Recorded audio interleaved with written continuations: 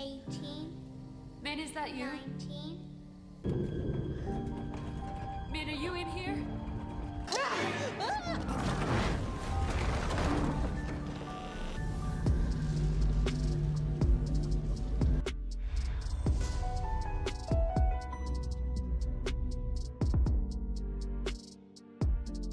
The movie begins with a woman named Veri driving at night with her daughter, Min. While driving, Veri keeps ignoring incoming calls. She tells Min that they should play a game where Veri will count to 10, and Min will hide, while Veri tries to find her. After counting, Min hides, and Veri stops at a gas station to fill up the car, seemingly dragging out the trip for an unknown reason. She then enters a store to buy food but behaves strangely, trying to avoid the store cameras as if she's hiding from someone. Her actions make it seem like she's on the run, though the reason remains unclear. Once Veri gets back in the car, she realizes Min is missing. After a moment of panic, Min surprises her by appearing from the side of the car, and Veri continues driving. As she drives, fatigue sets in, and Veri almost crashes after a truck swerves too close to her car. She avoids the accident but decides to stop and rest for a while. The next morning, a knock on her car window startles her, making her fear it's the police, but it's only a warning from officers about bandits in the area. Veri thanks them and drives off, ensuring they aren't following her. Veri and Min finally arrive at Veri's mom's house, situated in a quiet, isolated area. Inside, Veri shows Min a mark on the wall where her mother used to measure her height. Min stands by the mark, now the same height as it. As they start doing some work, we notice Veri has a hidden revolver in her bag. Suddenly, there's a knock at the door. Veri reacts nervously, warning Min not to touch the curtains. At the door, she finds Vanit, the caretaker of the house. He offers to help and tells her that his house is nearby if she needs anything. Just as Veri is about to close the door, Vanit notices the curtains moving, which makes Veri nervous. Once he leaves, she rushes back inside to scold Min, accusing her of opening the curtains. Min denies it, insisting she's telling the truth, but Veri doesn't believe her. As Veri packs her things, she notices a large amount of cash in her bag, which she quickly hides before going to the bathroom. While washing her hands, she feels someone's hand on her shoulder, but when she turns around, there's no one there. She brushes it off as her imagination. Later, when Veri and Min sit down to watch TV, they see a strange shadow on the screen that appears to be breathing. Min gets scared, and the TV suddenly turns off. The weather worsens, and Veri starts to feel uneasy, though she hides it from Min. She tells Min it's time to go to bed. Before heading to their room, Min asks about a locked door in the house. Veri says she doesn't know what's behind it since she's never entered. The next day, while they're having breakfast, the lights start flickering. Min screams after seeing a terrifying ghost behind Veri. At first, Veri thinks Min is just afraid of the dark. Then, she remembers the generator in the house and takes Min to turn it on. The generator is large, almost like the kind that powers a mill, and surprisingly, it still works after all these years, restoring the lights. That night, everything seems fine, and they sleep peacefully. The next morning, they play a game of hide and seek, with Veri hiding under the bed. However, when Min enters the room, she doesn't check under the bed. Veri comes out to surprise Min but then notices something strange. Min isn't playing anymore. Instead, she's sitting and drawing while wearing a strange mask. Veri doesn't know where the mask came from and watches her silently. Suddenly, Min runs over and catches Veri, snapping her back to reality. Veri looks at Min, realizing something feels wrong. Is this really Min, or is it some ghostly version of her wearing a mask? Or is there something supernatural happening in the house? Veri didn't say anything, but she was confused and scared. That night, the ghost appeared again. Min was terrified of the ghost and kept saying she didn't want to stay in the house anymore. She was so scared that she begged to leave, talking about how she couldn't live there because of the ghost. It seemed like the ghost was bothering Min more than Veri, and Min was really frightened. But Veri had to stay calm. She explained to Min that they couldn't leave the house. She told Min they couldn't go to her dad's house anymore because it wasn't their home anymore. Veri said, "We only have this house now, and we have to live in it." Min didn't understand at first, but after a lot of explaining, Veri finally managed to calm her down and make her go to sleep. The next morning, Veri and Min were playing. As they played, Veri saw a little girl again, wearing the same strange mask. Veri thought the girl might have come from outside. She went to check, but when she did, the girl started running away. Veri chased after her, but the girl quickly disappeared. Veri stood there, feeling confused and lost. Who was that girl? Where did she come from? What was happening? Suddenly, Veri heard Min screaming from upstairs. She rushed to Min's room and tried to open the door, but it was locked. When she finally got it open, she was shocked to see that all the furniture in Min's room was floating in the air. Veri felt scared and couldn't find Min anywhere in the room. She started calling Min's name, shouting for her, but there was no answer.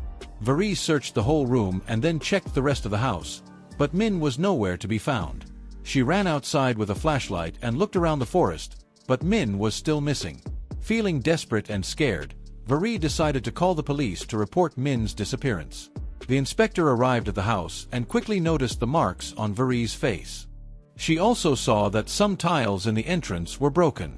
When she looked up at the roof, she saw that the shed above the house had collapsed, and it seemed that the roof had fallen, causing the tiles to break. She began her investigation by asking Veri what had happened. Veri told him everything, how she saw the girl with the mask, followed her, and how Min disappeared. She also told the inspector about the floating furniture in Min's room. But the inspector didn't believe her. She found it hard to believe that the furniture could just float on its own. She thought maybe Veri was imagining things or that she felt guilty about something. The inspector asked about Min's father, and Veri lied, saying she and her husband had separated a long time ago. After asking more questions and checking Min's room, the inspector asked for a photo of Min to continue her investigation. Veri didn't have any photos of Min. All of them were on her old phone, which she dropped when she arrived at the house. The strange thing was that Veri didn't use social media, so there were no pictures of Min online either. The inspector collected what evidence he could, but nothing pointed to Min having lived with Veri. Just then, Bunit, the caretaker of the house, arrived. When the police asked him about Min, he said that Veri had come to the house alone. Veri quickly corrected him, saying, "No, Bunit uncle, remember? Min was upstairs that day when the curtains were moved." But no one believed her because she had never shown Min to anyone. The police started thinking that Veri might have some psychological issues, and they began to suspect that she might not have a daughter at all.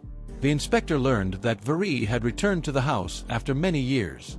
She asked her where she had been, and Veri finally told him the truth. She had come from Bangkok just a week ago.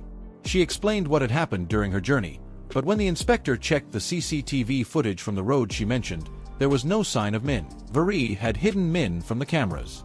Now, the inspector began to think that maybe Min had never existed. This made the inspector decide not to file a report about Min's disappearance. One night, Veri couldn't take it anymore. She went to the police station and told the inspector everything. She cried as she spoke, saying, "I'm not lying. I have a daughter. I brought her from Bangkok. My husband used to hurt me, and I had to run away from him. I even shot him before leaving." She also told the inspector that she believed her husband had kidnapped Min. Veri was very angry and called her husband, accusing him of kidnapping Min. She told him that he must have taken Min. Her husband responded by denying the accusation. He said that he didn't even know where Veri had gone, so he couldn't possibly have taken Min. He had no idea what she was talking about. The inspector took the phone from Veri and began talking to her husband. He explained everything that had happened so far. The inspector asked her husband if he had any photos of Min and informed him that a report would be filed to start the investigation into Min's disappearance. Veri, the police inspector, her uncle, and a group of villagers went into the jungle to search for Min. They spent hours searching the area, but they couldn't find any trace of her. They were exhausted, so they returned to Veri's house. The rain had started, and they decided to stay inside for shelter. While they were inside, the inspector noticed a locked room and asked Veri about it. She wanted to know what was behind the locked door. Veri explained that the room had been locked for many years, and she had never seen what was inside. She reassured the inspector that she had checked all the other rooms, but Min was not in any of them. The inspector, not fully convinced, decided to break open the lock. Once the door was opened, both Veri and the inspector were shocked to find a hidden basement, which they hadn't known about. This discovery left both of them feeling uneasy. The group went into the basement, but little did they know that someone was watching them from behind. Inside the basement, they found many strange machines, and in the center, there was a glass cabin. The inspector immediately understood that it was some kind of lab where experiments had been carried out. Vary, on the other hand, was completely lost and had no idea what was happening. Above the glass cabin, there was a strange black circle on the ceiling. It appeared to have been caused by something burning, which puzzled the inspector because it wasn't the result of a short circuit. The shape was too perfect. When they checked the room above the basement, they noticed that there was a matching black circle on the floor. It was in the same place as the circle in the basement. The inspector realized this connection and thought it was very strange. The forensic team also arrived and examined the area, but they could find no clue or trace of Min. Despite their best efforts, they couldn't find any evidence of where Min could be. The inspector, after looking at all the clues, had to admit that they were not getting any closer to finding Min. Vary was deeply saddened by this and didn't know what to do next. She stayed at the house, feeling hopeless. The others left, and Vary stayed behind. That night, she suddenly felt like someone had entered her house. She wasn't sure if it was Min or someone else, but the feeling terrified her. Panicking, she called the inspector and grabbed a gun. She slowly started checking the house, trying to find out who had come inside. When she went toward the noise, she saw a little girl who looked just like Min. The girl was quietly counting out loud, from 1 to 20. As soon as the girl noticed Vary, she ran into Min's room. Vary followed her, and when she entered the room, she saw all of Min's belongings floating in the air again. This frightening sight made her heart race. The girl was hiding inside the closet, and when Vary opened the door, the girl pulled her inside. Vary felt like she was falling into a deep hole. She couldn't stop herself and kept falling deeper and deeper until she lost consciousness. When Vary woke up, she was no longer in her house. She found herself in the same cell-like room they had seen earlier. To her surprise, her mother was standing in front of her. Seeing her mother made Vary feel confused and emotional, bringing back memories from her childhood, especially the times when she had longed for more time with her family. The scene shifted to a flashback, set in 1991. A young Vary was eagerly waiting for a trip with her parents.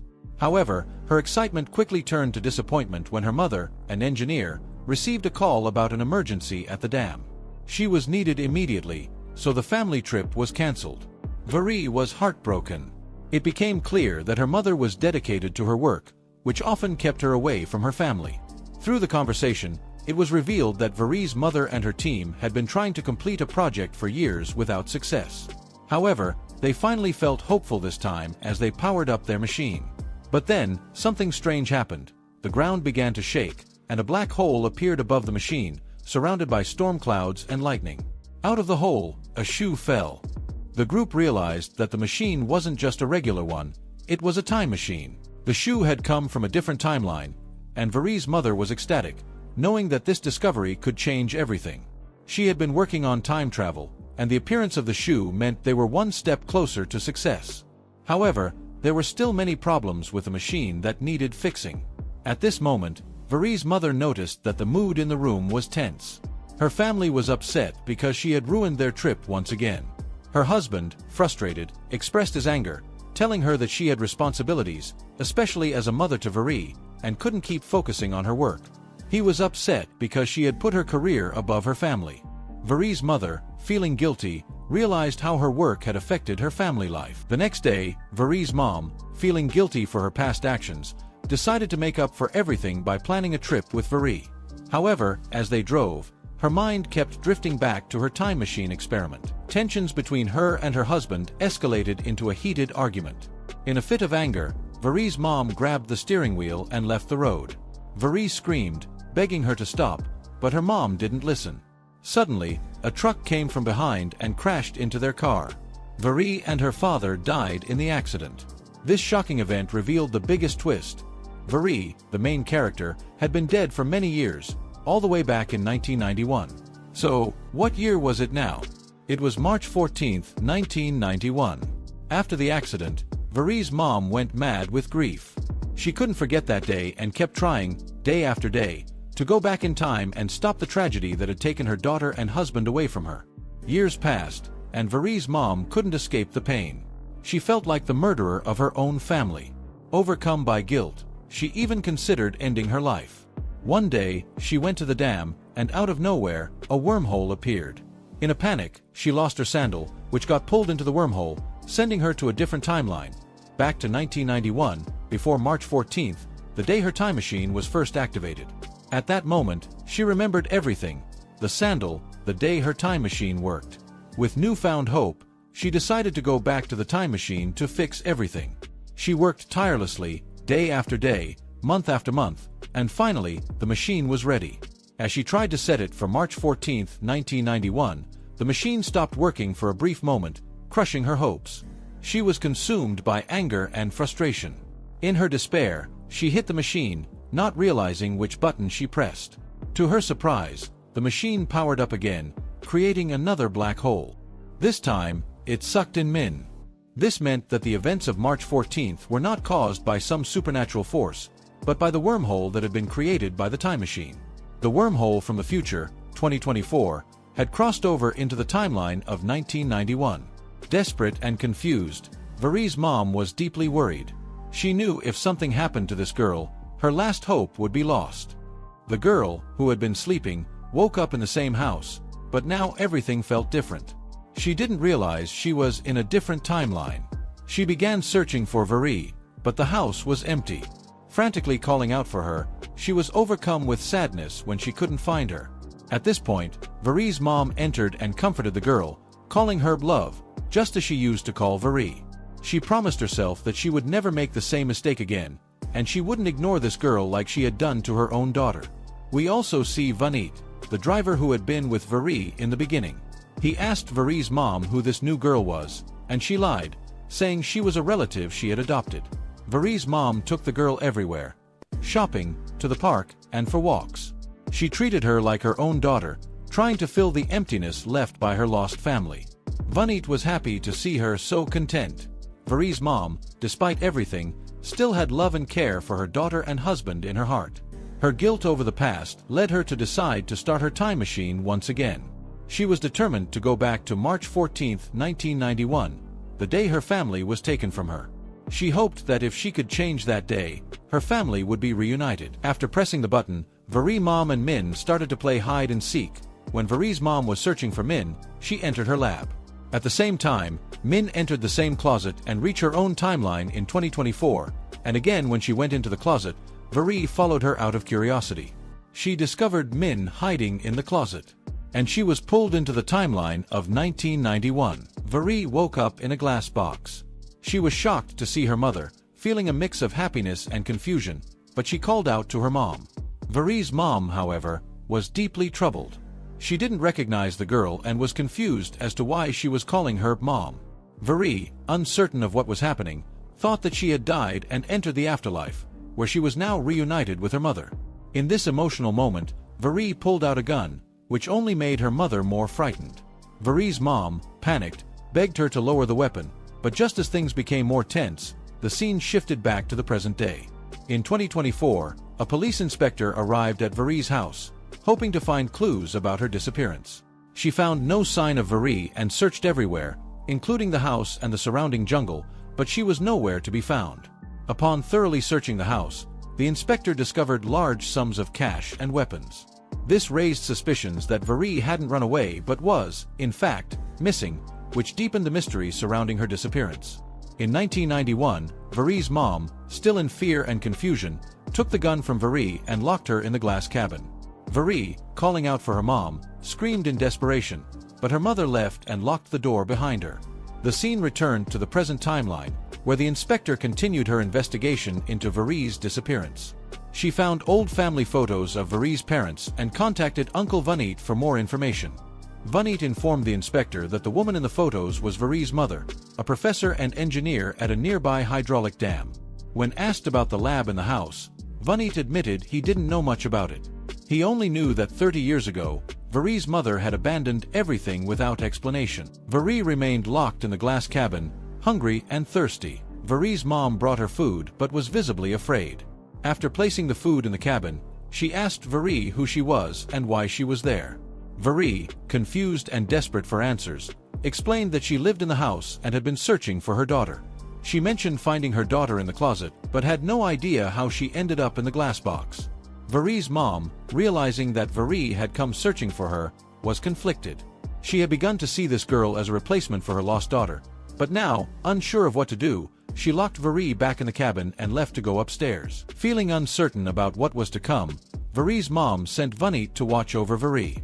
She was struggling to maintain control over the situation, unsure of the future but feeling desperate to keep things under control. In 2024, Inspector arrives at the police station. Outside, she sees a fancy car, and when she enters, she brings along old drawings from Vari's childhood, along with some photos and papers. She pins them to a board, trying to find a link between events from 1991, 1992, and today.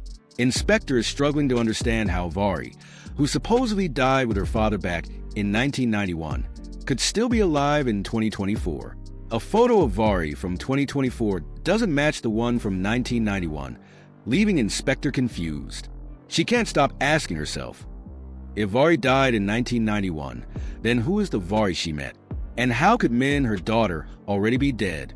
As Inspector is deep in thought, Danai calls her to his office, where she meets Vari's husband, Yuchai.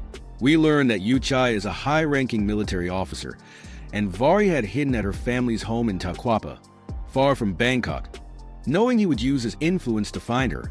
Now, Yuchai's only interest is in retrieving a bag of money Vari took with her. When Inspector sees this, she starts to suspect that Yuchai might have kidnapped Vari, especially since she saw his car outside the Jarek Anand house the day before. Though Yuchai had just visited casually, and he and Danai stayed at a hotel that night, Inspector realizes that Yuchai didn't care about Vari or Min. He only wanted the money. He even questioned whether Min was his daughter, which makes Inspector furious. But Danai tells her to leave, and Inspector continues her investigation into the 1992 Jarek Anand house case. Inside the evidence box, Inspector discovers the same revolver Vari had brought with her from 2024 to 1992, or that somehow made its way there. This shocks her even more. Back in 1992, Panita had told Nate to watch over Vari because she wasn't sure who she really was. Vari tried to get Nate's help, but he refused because he was loyal to Panita. In a desperate move, Vari pretends to suffocate. When Nate opens a pod, she pushes him away and attempts to escape. She briefly sees Min, but can't speak before Nate grabs her and covers her mouth. Min senses something downstairs, but Panita stops her from going there, as Min is too young to understand. Later, Panita orders Nate to take Vari away and never bring her back, indirectly telling him to kill her. In 2024, Tay and Off are stunned to find the revolver, since it wasn't even made in 1992. Off checks the serial number and finds it's registered to Yuchai, but the gun wasn't registered until 2006. This revelation leaves them confused. Tay spots another detail in the file. The police officer who worked on the 1992 case was F.A.'s father, Vikhai, someone Inspector never talks about. Inspector immediately heads to the hotel where Yuchai and Danai had stayed the previous night. She doesn't believe their story, but after checking the security footage, she sees that Yuchai and Danai had brought women to the hotel that night. This confirms Danai was cheating on his family, including F.A. Furious, Inspector storms off, and although Tay tries to follow her, she drives away alone to visit her father. Back in 1992, Nate has Vari's revolver, which Panita had given him to kill her. Nate drives somewhere with Vari tied up in a car, so she kicks him from behind, causing the car to crash. Both are injured, and Nate loses consciousness.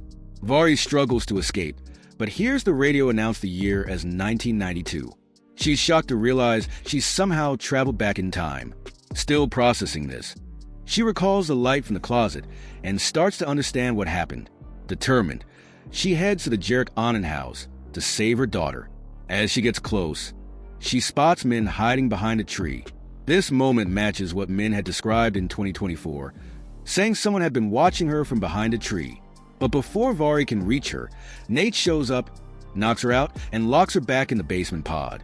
In 2024, Inspector meets her father, Vikhai. During their talk, it's clear Inspector doesn't have a good relationship with him. When she was young, he drank a lot and abused her mother, which led to her mother's death. Although Vikhai regrets what he did and misses his wife, Inspector has never forgiven him and feels no connection to him. Without hesitation, Inspector asks him about the 1992 case. Vic High gets upset, but admits that the burned body they found at the Jarek Onen house couldn't be identified. All they found was a piece of paper with some numbers, though he can't remember them now. Frustrated, Inspector leaves, but even Vic High admits that the case was very strange. At the police station, Inspector apologizes to Tay for being rude. They begin looking at the case again, and Inspector recalls that Vari had mentioned having a gun the night before. But how did that gun end up in 1992? This is something that really bothers her. Meanwhile, in 1992, Vari wakes up and hears Panita yelling at Nate for bringing her back. Panita gives Nate the gun again, telling him to kill Vari if she tries to escape. After Panita leaves, Vari stands up and tries to convince Nate that she is Panita's daughter. Nate doesn't believe her and shows her a photo of Panita's real daughter, Vari, and her husband, both of whom died in 1991. In 2024, Inspector examines the numbers from the paper found near the body in 1992. Suddenly, she realizes that both Vari and Min are at the house, but they are in 1992. Tay doesn't understand what Inspector has figured out. Without telling anyone, Inspector rushes to the Jarek Onen house. In 1992, Vari is furious. During this time, Nate discovers that Min, who Panita claimed was her niece, is actually Vari's daughter and has been locked up. Vari just wants to rescue her. This revelation shocks Nate, and he realizes how unstable Panita has become. Panita essentially kidnapped a child from another time. However, Nate is too afraid of Panita to do anything, so he doesn't help Vari, even though he knows the truth. Angry, Vari starts hitting the glass of the pod, making a lot of noise. Frustrated, Nate goes upstairs and sits by the door. When Panita arrives, Nate tries to talk to her about Min, but Panita angrily insists that Min is her daughter. Panita then lovingly puts Min to bed and places her storybook in the same closet where Min would later find it in 2024. Back in 2024, Inspector begins to put the whole story together, but she has no way to prove it. She goes through the 1992 case file again and looks at the old photos. The scene shifts back to 1992, where Vari is still furious at 3 a.m. She notices a stone inside the pod. This stone had fallen into her clothes when Nate knocked her out near the tree in the forest. Using the stone, Vari starts chipping away at the glass of the pod to break free. She used the stone to weaken the glass of the pod and broke it, injuring herself. The blood Inspector and Vari saw in the basement in 2024 was actually Vari's. The loud noise alerted Nate, who rushed downstairs with a gun. But Vari was no longer afraid. She was determined to save Min. She grabbed a shard of glass and stabbed Nate in the eye, making him back away in pain. Vari then realized that Nate was the uncle whose eye had been injured years ago, the injury she had caused. She took the gun and, despite being hurt, limped toward Min's room. Seeing Min made her emotional, but before she could do anything, Panita appeared. She dragged Vari outside by her hair and started choking her. Vari tried to explain that Min was her daughter and that they had both traveled through time. Panita hesitated for a moment, but quickly went back to choking Vari, unwilling to let go of Min, whom she now considered her own daughter. In a desperate move, Vari shot Panita in the stomach. Panita was even angrier now. She pushed Vari off the second floor, causing Vari to crash into a chandelier before hitting the ground, seriously injured. The chandelier fell onto Vari, killing her. In 2024, Inspector finally pieced everything together and started crying. Yuchai, Denai, Tay, and others arrived. In her anger and sorrow, Inspector attacked Yuchai, blaming him for Vari's death. She believed that if he hadn't hurt Vari, she would never have returned to the house, and everything wouldn't have happened the way it did. Yuchai was furious but stayed silent. She quit her job as a police officer, had a child, and blocked Denai from her life, not even listing him as the father on the birth certificate. The story ended with Panita destroying the remaining machines in 1992 to prevent any more time travel. She named Min Vari to keep her memories of her real daughter alive. A hypnotist erased Min's past memories, making her believe that Panita was her mother. The spirit of Vari haunted the house, watching everything unfold. In 2024, in Bangkok, Min, now living under the name Vari, grows up and becomes a journalist. Over time, she crosses paths with Yuchai, and they eventually marry. However, Panita's health starts declining due to her old age. One day, as she watches Min Vari, Panita recalls a moment from 1992 when she had killed Vari. This realization hits her hard, and she realizes the truth. Min was actually her daughter, Vari. Scared by the thought, Panita warns Min, Vari, not to return home with a chilling message, "Don't come home." But Min, who is becoming more like Vari, doesn't fully understand this warning. Soon after, Panita dies in the hospital. After Panita's death, Yat-Chai and Vari begin facing serious issues in their relationship, including physical fights. Despite their problems, they have a daughter and name her Min. This name either subconsciously echoes memories from her past or is simply a coincidence. Eventually, Vari's frustration with Yat-Chai grows so much that she takes their daughter, Min, and heads to the haunted Anand house. She enters the house willingly, marking the conclusion of the series.